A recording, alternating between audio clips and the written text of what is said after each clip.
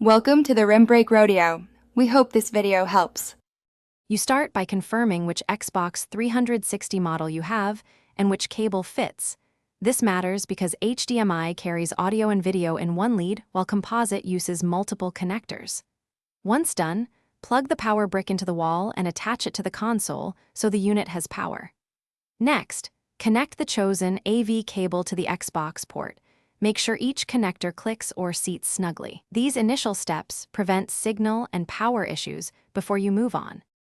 With cables connected, power on the TV and switch to the correct input so you can see the console output. This ensures you don't misdiagnose a blank screen. If using HDMI, plug into any HDMI port. If composite/component, match colors and secure connections because loose plugs cause noise or no picture.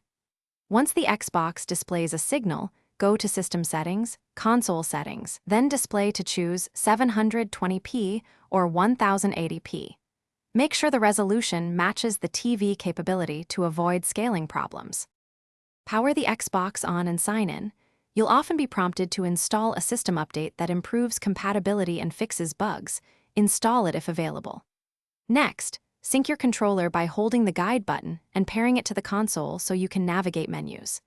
Confirm audio through the TV or an AV receiver and adjust TV input volume or settings. If you see no picture or sound, try another HDMI port or cable. Then switch to composite/component to isolate whether the cable or HDTV input is at fault. Thanks for watching. Consider subscribing if we helped you.